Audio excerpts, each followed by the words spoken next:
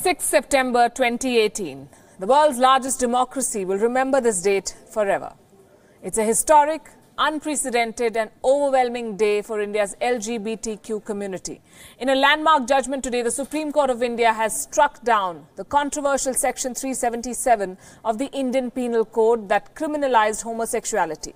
Simply put, India has legalized consensual gay sex among adults. LGBTQ stands for lesbian, gay, bisexual, transgender and queer. The country's top court overturned the 158-year-old anti-LGBTQ legislation, giving a new lease of life to millions of Indians. Although there are no latest figures on how big this community is, in 2012, the government of India had said that this country has 2.5 million gays. Section 377 is an archaic law that was imposed by the British. It penalized unnatural sex and carried a maximum sentence of life imprisonment. So clauses of Section 377 that criminalize consensual sex between adults have been struck down by the Supreme Court today. But sexual activity with animals and other related clauses in Section 377 will remain criminal. Any act without consent of any one of the partners would still invoke criminality under 377. Let's tell you what the judgment said today. It was pronounced by a 5-judge constitutional bench that included the Chief Justice of India, Justice Deepak Mishra, Judges Indu Malhotra, D.Y. Chandrachud, R.F. Nariman and A.M. Khanwalkar. The 493-page judgment, that's how big it was, set the record straight. It started with a quote, "I am what I am, so take me as I am." Indu Malhotra, the only female judge on the bench, said that history owes an apology to the LGBTQ community and their family members for the ostracization and persecution they faced because of society's ignorance. The top court also said that homosexuality is not a mental disorder. It is a completely natural condition. The apex court said that the society cannot dictate sexual relationship between consenting adults as it is a private affair.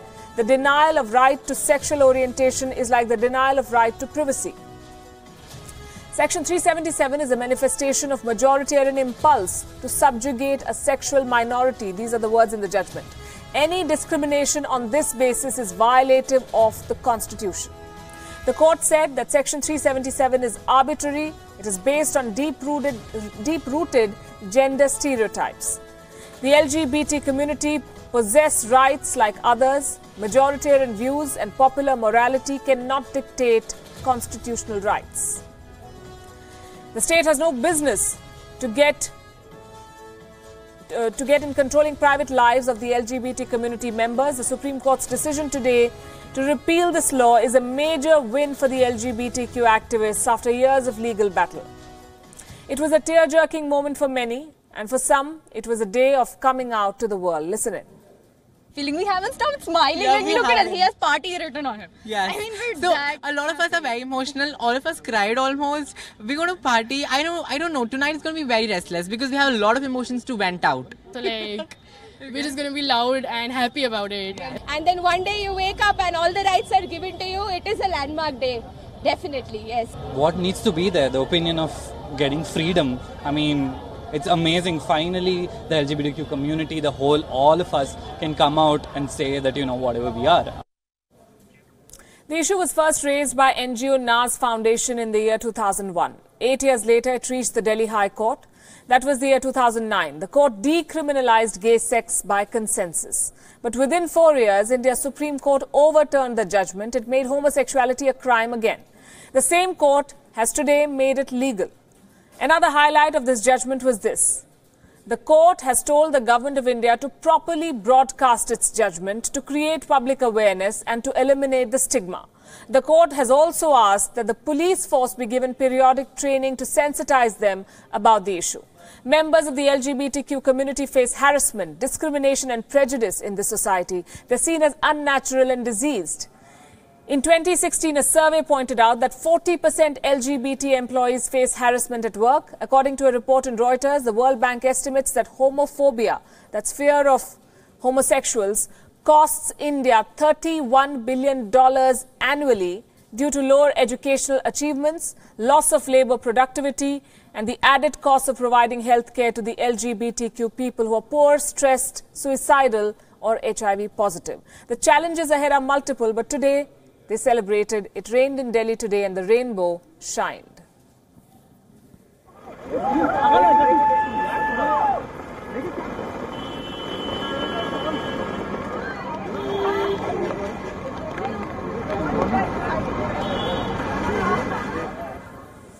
Across the world, homosexuality remains one of the most heated debates. Let's take a quick look at how other countries deal with it. Homosexuality is on the wrong side of the law, meaning banned in many countries. Out of the 193 countries in the world, 71 have criminalized gay sex. It is legal in only 26 countries. 95 others still do not have a defined law on homosexuality. Some countries accept and celebrate all sexual orientations and gender identities. The Netherlands, for instance, became the first country in the world to legalize same-sex marriage in the year 2000. No wonder it is considered one of the best countries for LGBT people to live in. Homosexuality is legal in Spain as well. It finds an important place in Spanish art. Belgium legalized same-sex marriage in the year 2003. Norway became the first country in the world to outlaw discrimination based on a person's sexuality. Outside Europe, Canada legalized same-sex marriage in the year 2005. And then there are other countries where zero tolerance towards homosexuality is seen. It invites the death penalty in 8 countries. In dozens of others, homosexuality can result in a prison sentence. In Iran, Sudan, Saudi Arabia and Yemen, homosexuality is still punishable by death under the Sharia law. The same applies in parts of Somalia and northern Nigeria. In Syria and Iraq, the death penalty is carried out by non-state actors, including the Islamic State. So this is how the world map looks. There are countries which have legalized homosexuality, and then there are others where it's illegal, more than 75 of them. 95 do not have a clear law. Another important factor is religion. It plays a big role in how a society views homosexuality. In fact, religious diktats pose the biggest challenge to changing mindset about gay sex, even in the 21st century. So it shouldn't be surprising that societies that are less governed by religion are more open to accepting the LGBTQ. The Catholic Church condemns sexual acts between people of the same gender as gravely immoral. But in the recent times, the Church is seen to be softening its position. Pope Francis recently said that parents must not abandon their homosexual children. He advocated that people of all sexual orientations should be accepted with respect, compassion and sensitivity. Though the Church forbids sex between members of the same gender, it also says that homosexuals must not be discriminated against. La domanda è chiara. Cosa io direi a un papà che vede che il suo figlio o sua figlia ha quella tendenza? Io dirò prima di pregare, preghi, non condannare, dialogare, capire, fare spazio al figlio e alla figlia. Japan too looks a bit like a war zone right now. A series of natural disasters have made this a very difficult year for the island nation. First, an unprecedented heat wave landed more than 25,000 people in hospital. Then a typhoon, the strongest in 25 years, Jebi, left a trail of destruction. And now a powerful earthquake has rocked the island of Hokkaido, the most powerful to hit this region since 1996. Here's a report.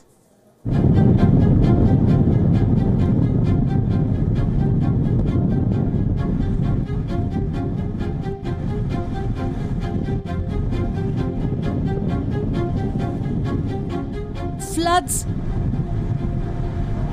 typhoons, earthquakes, and a record-shattering heat wave. The summer of 2018 has been an unusually destructive and deadly one in Japan.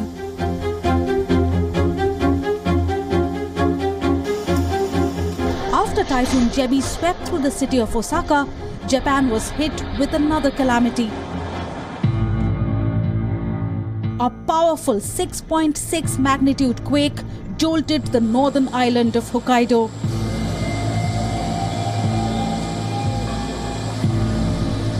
Roads cracked, traffic came to a grinding halt, landslides were triggered and power lines uprooted. A total of 3 million households were hit.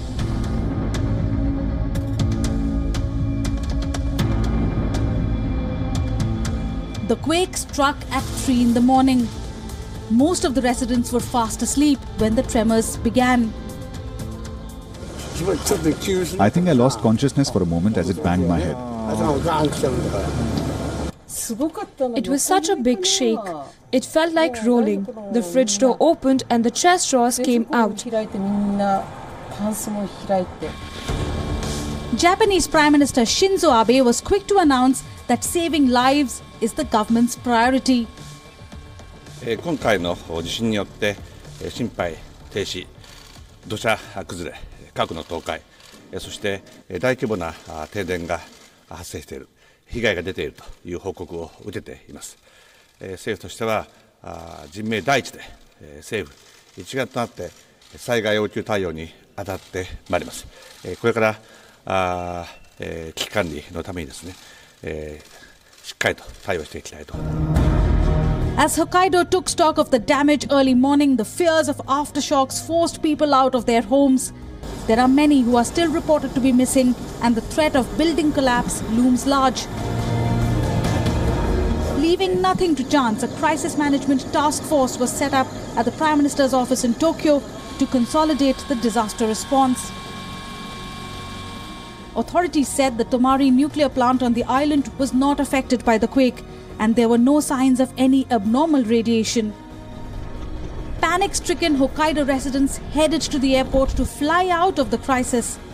Long queues were seen at the Asahikawa airport. Aerial footage of the island showed the intensity of the damage.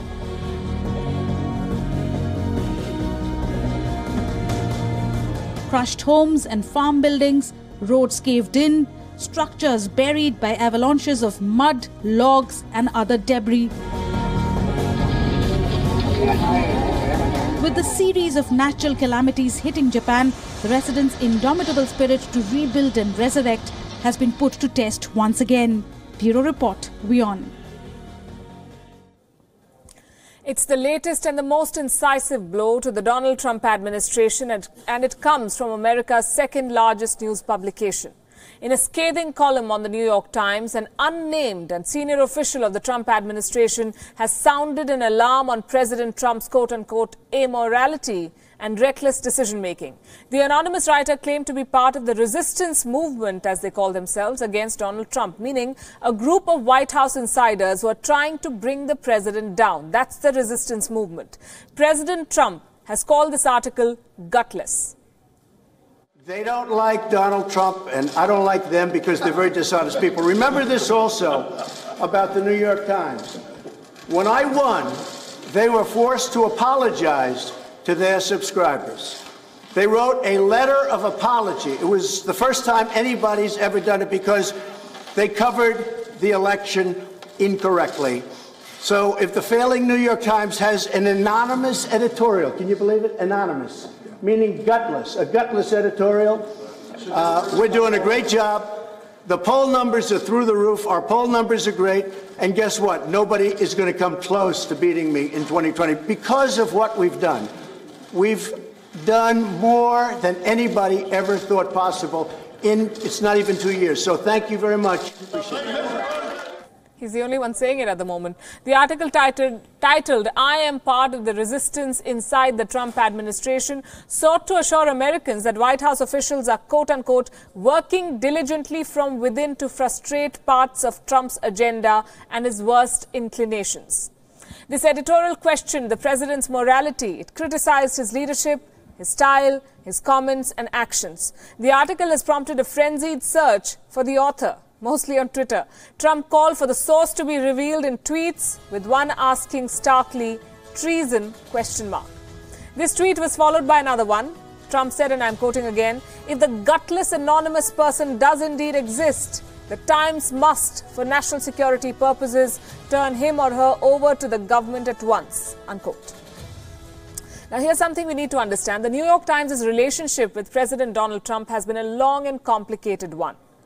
Right from the get-go of his presidency, the publication has broken one story after the other about his shambolic administration that has led to tit-for-tat attacks from the president. He has repeatedly claimed that the NYT's readership is so low that it has become irrelevant. But the truth is, every time they break an anti-Trump story, the New York Times' readership witnesses a resurgence. It was the first to disclose how former FBI Director James Comey came clear on how Trump pressurized him in the Russia probe. In fact, President Trump gave an interview to 3 New York Times reporters in July last year. A long, rambling one that ended up as a fiasco. In April this year, Trump attacked the New York Times for stories about his personal lawyer, Michael Cohen. 3 months later, Cohen agreed to pleading guilty to 8 federal charges. Last month, the publisher of the New York Times, A.G. Sulzberger, hit out publicly against Donald Trump for his flagrant anti-media rhetoric and attempts to delegitimize the press. The war goes on. We'll track that story for you. For the moment, let's turn to a country close to America that also has had a love-hate relationship with the US. Cuba. When you hear the word condom, the last thing that might come to your mind is fishing. But that's exactly the purpose of condoms in Cuba. And not just fishing, condoms are used in salons and birthday parties. I'm sure you don't believe it, so you have to watch this. You can use them to fish, ferment wine, fix punctures, or tie up your hair. In Cuba, latex condoms have become the ultimate multi-purpose tool where shortages of basic goods have forced locals to become masters of invention. Perhaps the most peculiar use is by this Cuban resident in Havana. In his makeshift winery, he covers the bottles of grape juice with condoms. The rubber inflates as the fermentation releases gases. When it collapses, the process is complete. Estevez then sells the wine in his garage. I use them in the fermentation of wines, which really increases the alcohol percentage and improves the process of fermentation as well as that of clarification. Because there's really nothing better than a natural wine where the wine has clarified with time, and the condom has given me really good results. Along the Havana coast, floats made from several inflated rubbers tied together bob on the sea, carrying baited hooks for fishing lines. The goal is simple: catch big fish. This is what we have invented to get the bobber from there further out. That's the aim, to catch big fish, because from here, from the shore, you don't get anything. With the condom, what I got today was this little catch. Well, at least it's something. And this hair salon in Havana uses condoms as a hair tie.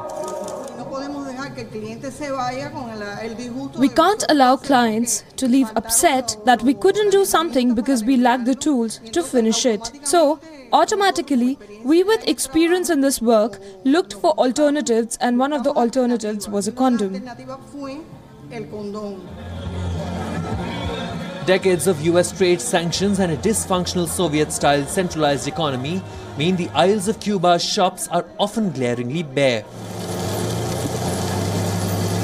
Yet condoms are in relatively bountiful supply due to the Caribbean country's focus on sexual health. Government subsidies mean they are cheap. A box of 3 condoms costs just 1 Cuban peso or 4 cents. But not everyone in Cuba is happy that the contraception is being used for purposes other than its original intended use.